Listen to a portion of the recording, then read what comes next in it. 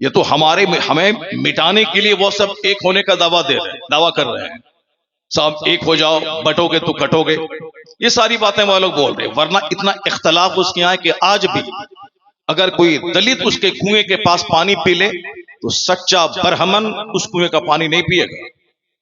آج بھی اس قدر نفرتیں اس کے یہاں موجود ہیں کہ اگر کسی برہمن کے سامنے کوئی دلت گھوڑے پہ چڑھ کے چلا جائے تو اس کا جینا مشکل ہو جائے گا۔ اتنا اختلاف اس کے یہاں موجود ہے، سب کو معلوم ہے، وہ سب بھی جانتے ہیں۔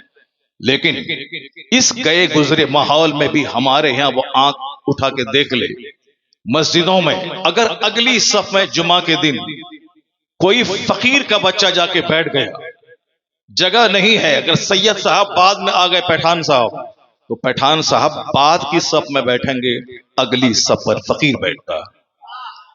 یہ تو دور کی بات چھوڑیے، انصاری جولاہا منصوری شیخ پٹھان وہ سب تو ایک صف میں بیٹھ جاتے ہیں، لیکن وہ بھی دیکھ لیں کان آنکھ کھول کر، میرے ہاں اگر کوئی کل تک جو جمعہ کی نماز سے 10 منٹ پہلے تک جو بھنگی اور مہتر تھا، جو دوسروں کا پخانہ ڈھوتا تھا، وہ پخانہ ڈھونے والا اگر جمعہ کی نماز سے 10 منٹ پہلے کلمہ پڑھ کے مسلمان ہو گیا، مسلمان ہو کے نہا دھو کے مسجد میں گھسا، یہاں 50 سال سے کوئی دلت ہے، وہ بھی ہندو، برہمن بھی ہندو، لیکن یہ دلت ہندو برہمن کے ساتھ بیٹھ نہیں سکتا، ان کے ساتھ ایک پلیٹ میں کھانا نہیں کھا سکتا، لیکن یہاں 5 منٹ پہلے کوئی پاخانہ ڈھونے والا بھنگی کلمہ پڑھ کے مسلمان بنا اور نہا کے مسجد گیا، تو جہاں شیخ پٹھان بیٹھے ہیں اسی کے بازو میں 5 منٹ پہلے والا بھنگی بیٹھ جاتا ہے، کوئی اس کو اٹھا نہیں سکتا کہ تم یہاں سے چلے جاؤ۔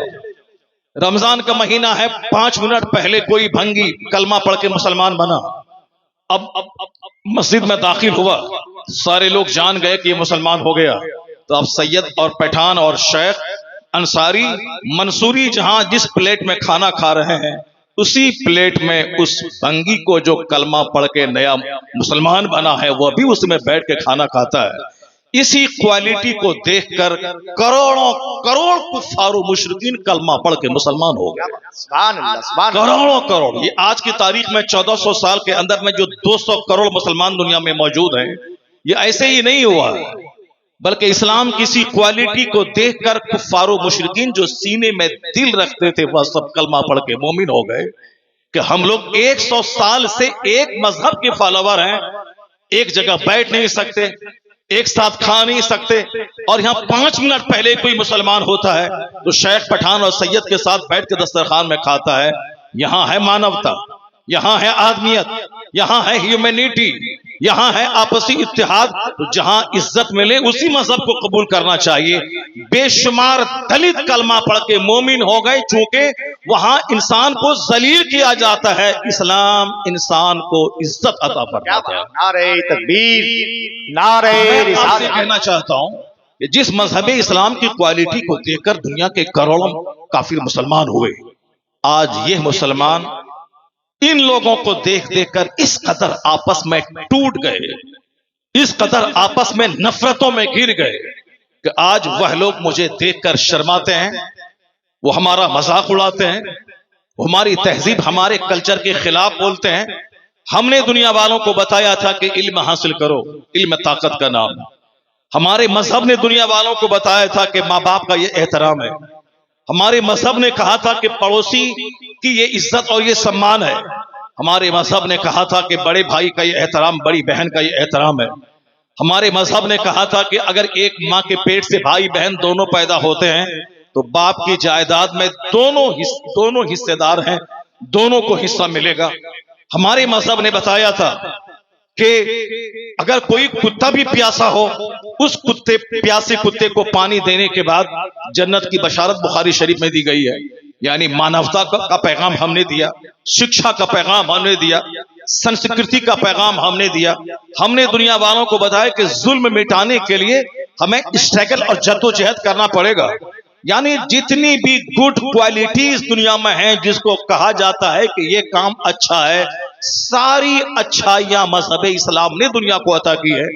اور جو لوگ غلاظت میں ڈوبے تھے، جو لوگ بالکل گندے ماحول میں رہتے تھے، इंसानियत से ना आशना थे, महीनों महीनों नहाते तक नहीं थे, जो लोग जानवरों से बदतर जिंदगी गुजारते थे, जिनके यहां अगर कोई मरने वाला शौहर मर गया, उसकी चिता पे उसकी पत्नी को जलाकर राख कर दिया जाता था, जहां बेटी की पैदाइश पर साफ चेहरा को काला कर लिया जाता था, जहां बेटी को जायदाद में हिस्से के नाम पे एक पैसा नहीं दिया जाता था, जहां मानवता नहीं थी, जहां दानवता थी, आज वो हमको चेहरा दिखला रहा है कि ऐसे जिए, ऐसे काम कीजिए, ऐसे चलिए, ऐसे पढ़िए, ऐसे सोइए, ऐसे जागिए। ये हमको सिखा रहे हैं कि सुबह सवेरे उठिए, मैदान में घूमिए, सेहत मिलेगी, सब्जी खाइए, सेहत मिलेगी, शिक्षा हासिल कीजिए, सम्मान मिलेगा, शिक्षा प्रकाश का नाम है। सारी बातें हमने दुनिया को बताई और ये हमको आईना दिखला रहे हैं कि सुबह उठ के फजाओं में चलिए। इसे मालूम होना चाहिए कि मेरे मजहब ने 1400 साल पहले से कहा है कि हम सब अल्लाह रब्बुल इज्जत के बंदे हैं और ये जमीन आसमान सूरज चांद सितारे सब अल्लाह के हैं। अल्लाह ने हमें इबादत के लिए पैदा किया। इबादत की सबसे आला तरीन सूरत नमाज पंजगाना। उन नमाज पंजगाना में एक नमाज है सूरज के उगने से पहले, एक नमाज है सूरज के डूबने से पहले, एक दो नमाज है सूरज के डूबने के बाद, एक नमाज है सूरज के ढलने के बाद। ये 5 नमाजों की टाइमिंग पे आप जब गौर करेंगे तो पता चलेगा ऐसा जबरदस्त सिस्टम इस्लाम ने दिया है कि जो सोने का टाइम है उस वक्त नमाज फर्ज नहीं है, जो कारोबार करने का टाइम है उस वक्त नमाज फर्ज नहीं है, ईशा की नमाज से लेके फजर तक कोई नमाज फर्ज नहीं है, ये वक्त है सोने का। फजर से लेके जोहर तक कोई नमाज फर्ज नहीं है, ये वक्त है जमीन पर फैल कर रोजी रोटी कमाने का, खुद खाने का, गरीबों मिस्किनों माजूरों को खिलाने का। यानी इस्लाम के ने जो नमाज का टाइमिंग सिस्टम मुकर्रर किया है जबरदस्त है। फजर की नमाज सूरज उगने से पहले, ये वो वक्त है जिसके बारे में आज मेडिकल साइंस कहती है सुबह की हवा एक तरफ, करोड़ों की दवा एक तरफ। सुबह की वॉकिंग तमाम बहुत सारी बीमारियों के लिए शिफा है। आज रामदेव जी ने कहा कि सुबह वॉक कीजिए और मजबूती की खातिर हाथ में लाठी रख लीजिए। आज लाखों मर्द और औरत सुबह के वक्त में वॉकिंग कर को अच्छे कामों में लगा देते हैं, वरना बेशुमार लोग पैदा होते हैं, खाते पीते हैं, शादी ब्याह करते हैं, 2-4 बच्चे पैदा करते हैं, मर जाते हैं। करोड़ों लोग पैदा हुए मर गए, किसी को कोई नहीं जानता है। पड़ोस के लोग पैदा होते हैं मर जाते हैं, कोई नहीं जानता है। लेकिन जो लोग इस दुनिया में अच्छा काम करते हैं, अपने से दूसरों को फायदा पहुंचाते हैं, अपने पैदा करने वाले खालिक की इबादत करते हैं, गुनाहों से अपने आप को बचाते हैं, तो अल्लाह तबारक व तआला ऐसे लोगों को दूसरे लोगों के लिए आइडियल और मॉडल बना देता है। उसकी जिंदगी से नूर मिलता है, उसकी जिंदगी से लोगों को रोशनी मिलती है, उसके नाम से बरकतें हासिल होती हैं। वो जहां बैठते हैं वह जगह बाअस बरकत हो जाती है, वो जहां आराम करते हैं वह जगह मकाम मुस्तजाब बन जाती है। ऐसे ही लोगों में एक नाम हजरत मौलाना अब्दुल जलील साहब रहमतुल्लाह अलैह का है, जो पैदा हुए इसी दियार में। कब्र उनकी आपके सामने मौजूद है, लेकिन आप सबों को मालूम है कि वो बहुत बड़े जमींदार नहीं थे, वो बहुत बड़े रईसों में उनका शुमार नहीं होता था। उनके पास बहुत सा घोड़ा गाड़ी, बहुत सा जानवर, ऊंट हाथी या बहुत सारी गायें, बहुत सारी भैंसें उसके पास नहीं थी। एक सिंपल जाहिद, एक फकीर आदमी, एक दुर्वेश आदमी था, एक औसत घराने में पैदा हुए थे।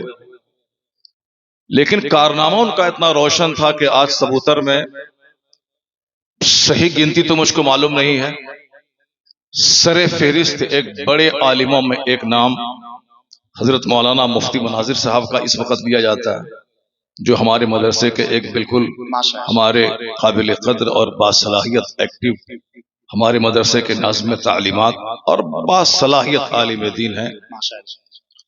और जो लोग गुजर गए उन लोगों में से एक नाम मौलाना गुलाम यासीन साहब रहमतुल्लाह अलैह थे। اور بھی مولانا مسلم صاحب تھے. آج جتنے لوگ موجود ہیں جو مر گئے ماضی قریب میں، سب ملا کے کم سے کم سینکڑوں عالم تصور میں ہوں گے، 100 سے زائد تو مولانا ہوں گے. لیکن یہ سارے عالم علماء کرام کو راہ دکھانے والا، کیا بات.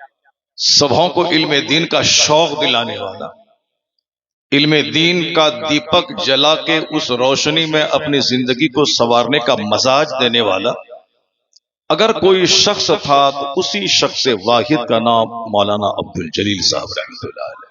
سبحان اللہ. وہ ایک مینار نور تھے. وہ مفتی زبیر صاحب قبلہ ہمارے سامنے موجود ہیں، یہ بھی ان کے شاگرد ہیں.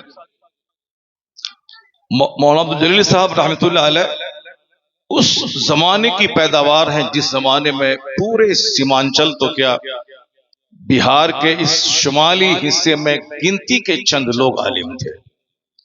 مسلک اہل سنت و جماعت کے ایک زبردست سپاہی تھے. وہ ایسا سپاہی جو اپنے حل کا بیل بیچ کر مناظر اہل سنت کو نذرانہ دینے کا حوصلہ رکھتے تھے. مفتی مطیع الرحمان صاحب، مفتی غلام رسول صاحب رحمۃ اللہ علیہ کے جنازے میں انہوں نے ایک واقعہ بیان کیا تھا کہ ہم لوگ ایک مناظرے میں گئے تھے. اس مناظرے میں سے جب واپس آنے لگے تو جو علماء کرام دور دراز سے آئے تھے ان کے لیے سفر خرچ چاہیے، تو ہم لوگوں کی واپسی میں بہت دیر ہو رہی تھی. تو میں نے پوچھا آخر اتنی دیر کی تاخیر کیوں ہو رہی ہے ہم لوگوں کو روانہ کرنے میں؟ کہا کہ مولانا عبد الجلیل صاحب وہ بیٹھے ہوئے ہیں، فکر مند ہیں کہ جتنے علماء ہمارے مناظر آئے تھے سب کو کم سے کم نذرانہ کے طور پر سفر خرچ کے لیے کچھ نہ کچھ دے دیں، مگر پیسے نہیں ہیں. وہ انتظار کر رہے ہیں کہ جانور کو بیچ کر کے ان لوگوں کے نذرانے کا انتظار. مفتی الرحمان صاحب بگڑ گئے، کہا کہ اسلام آپ کے گھر کی جاگیر نہیں، اسلام ہمارا بھی مذہب ہے، ہم لوگ بھی سنی ہے. جب آپ مذہب کے لیے اتنا کچھ کر سکتے ہیں تو ہم لوگ بھی بغیر نذرانے کے یہاں سے جا سکتے ہیں. کیا بات. سبحان اللہ. اس میں قابل غور بات یہ ہے کہ ایک بندہ کتنا سنیت کا درد اپنے سینے میں رکھتا تھا کہ اپنے گھر کا گیہوں اور اپنے حل کا بیل بیچ کر مذہب اہل سنت کی خدمت کرنے کا جذبہ رکھتا تھا. پورنیہ کی زمین چونکہ مردم خور زمین ہے، ہم لوگ ٹانگ کھینچتے ہیں، دوسروں کی حوصلہ افزائی کم کرتے ہیں. ہم لوگ اپنے لوگوں کو دفن کر دیتے ہیں اور دوسرے لوگوں کو اپنے سر پہ چڑھا لیتے ہیں. اتر پردیش کے بہت سارے علاقوں میں آپ جائیں گے، ایک گاؤں میں 5 مدرسے نظر آئیں گے اور 5 مدرسے میں 25 کمرے ہیں اس میں. اب 5 مدرسے میں 100 200 400 بچے پڑھتے ہیں اور زبردست جلسے ہر سال ہوتے ہیں. 5 جلسے ہندوستان کی چوٹی کے خطبہ اور شعرا آتے ہیں. کام ہو رہا ہے. ہمارے یہاں بڑی سی بڑی بستیوں میں ایک مدرسہ قاعدے کا نہیں ملتا ہے. ایک عالم دین کو ہم لوگ اپنا رہنما ماننے کو تیار نہیں. اگر کسی کی تھوڑی سی عزت ہوتی ہے سماج میں تو 2-4 حاسد پیدا ہو کر کے اس کو ڈومرلائز کرنے، اس کو ذلیل کرنے کے لیے کوئی نہ کوئی بہانہ تلاش کرتے ہیں. ہم لوگ بڑے سے بڑے باصلاحیت لوگوں کو تھوڑا سا عیب ڈھونڈ کر کے اس کو بالکل حاشیے پہ لا کے کھڑا کر دیتے ہیں. ہونا کیا چاہیے؟ حدیث میں آیا ہے کہ جو اپنے مومن بھائی کی عزت پہ پردہ ڈالے اللہ تعالیٰ قیامت کے دن اس کے بہت سارے عیوب پر پردہ ڈال دے گا. جو اپنے مومن بھائی کی عزت کی حفاظت کرے اللہ تعالیٰ اس کی عزت کی حفاظت کرے گا. اللہ تبارک تعالیٰ ایک خوشگوار سماج بنانے کے لیے کیا کہا؟ انما المؤمنون اخوہ. مسلمان آپس میں بھائی بھائی ہیں. مسلمان آپس میں بھائی بھائی ہیں، چاہے شیخ رہیں یا پٹھان رہیں یا نداف رہیں یا جولاہا رہیں، یہ سب ہمارا بنایا ہوا ہے. اللہ کی طرف سے کیا ہے؟ کلکم بنو آدم و آدم من تراب. تم سب آدم کی اولاد ہو اور آدم علیہ السلام مٹی سے پیدا ہو گئے. لا فضل لعربی علی عجمی ولا لعجمی علی عربی ولا لابیض علی اسود ولا لاسود علی ابیض الا بالتقوی. آقا علیہ السلام فرماتے ہیں کہ تم سب آدم کی اولاد ہو اور آدم علیہ السلام مٹی سے پیدا ہوئے. اب آپ سمجھ لو کہ آدم علیہ السلام مٹی سے پیدا ہوئے، تم میں سے کوئی ایک دوسرے پر فوقیت نہیں جتائے گا۔ اب کسی عربی کو کسی اجمی پر، کسی اجمی کو عربی پر، گورے کو کالے پر، کالے کو گورے پر کوئی فوقیت نہیں ہے۔ اب وہی عزت والا ہوگا جو جتنا زیادہ اللہ سے ڈرنے والا ہوگا، متقی ہی عزت والا ہوگا۔ مگر ہم لوگ چونکہ ہندوؤں کے آس پاس رہتے ہیں، ہندوؤں کے یہاں یہ برہمن ہے، یہ راجپوت ہے، یہ شودر ہے، یہ ویشیہ ہے، ایک بے شمار اختلافات اس کے یہاں۔